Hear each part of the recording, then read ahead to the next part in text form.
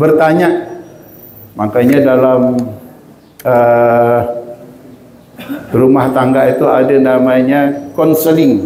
Kalau ada rumah tangga yang berselisih, maka bukan hanya sekadar kita minta kepada Allah, kita berkonsultasi kepada orang-orang ahli, orang yang bijak, orang yang pengalaman, orang-orang tua, agar kita bisa mendapatkan faedah dari pengalaman atau ilmu yang dia miliki. Nah, perlu kita belajar kepada orang-orang yang lebih bijak, lebih pintar daripada kita untuk kita mengambil faedah. Selain kita minta kepada Allah SWT. Tidak rugi orang yang beristikharah, tidak menyesal orang yang bermusyawarah. Minta tanya pendapat kepada orang-orang soleh tentang kehidupan kita. Apapun, kita nak berdagang ke, kita nak berbisnis ke, kita mau ke mana, kita tanya apa, tanya konsultasi bahasanya dengan orang-orang soleh agar kita mendapatkan manfaat.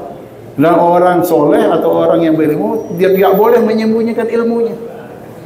Nah, dia mesti sampaikan sebaik-baiknya agar orang itu mendapatkan kebaikan daripada apa yang diharapkan.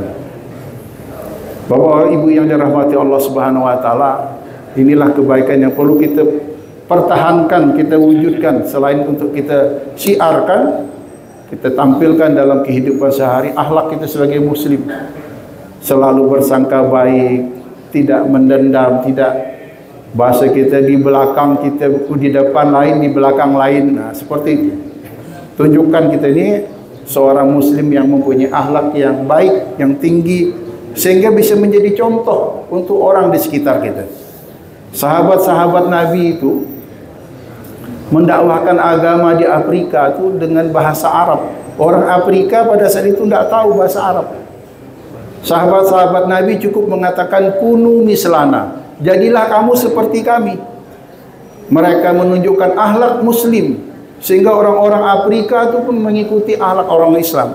Masuk Islam, ikut orang Islam, pakaian-pakaian mereka orang Afrika pun berubah. Yang dulu mereka pakaian seperti Tarjan, tapi setelah mereka meluk Islam, pakaian mereka berjubah, pakaian menutup aurat. Kalau kita lihat, bapak-bapak lihat di YouTube, anak-anak Afrika itu mereka menghafal Al-Quran di dalam keadaan gelap, bukan di tempat gedung yang megah. Mereka kadang tidak beralas kaki, pakaian mereka asal-asalan. Al-Quran yang dibaca yang ini itu bukan Al-Quran utuh, Al-Quran kadang dah lembaran-lembarannya. Di dalam api unggun mereka penerang dan penghangat, mereka membaca halaqah Al-Quran. Orang-orang Afrika. Dan di Afrika bahasa mereka pun berubah. Kebanyakan Afrika Selatan itu bahasanya bahasa Arab. Dulunya bukan orang Arab. Kenapa demikian? Karena sahabat yang datang ke sana menunjukkan.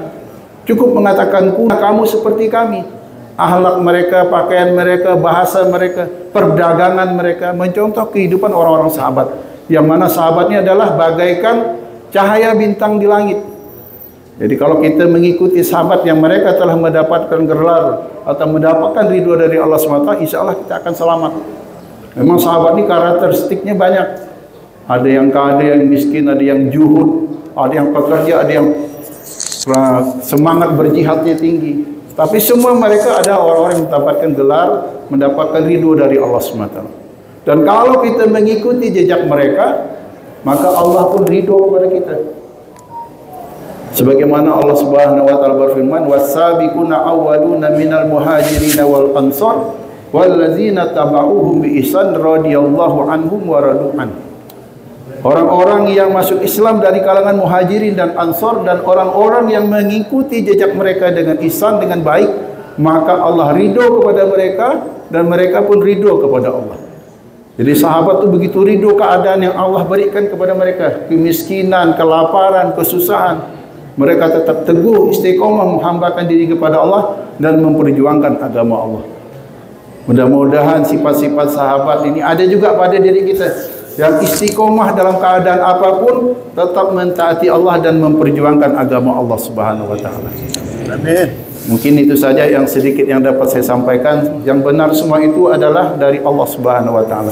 Mohon maaf kalau ada salah dan hilaf.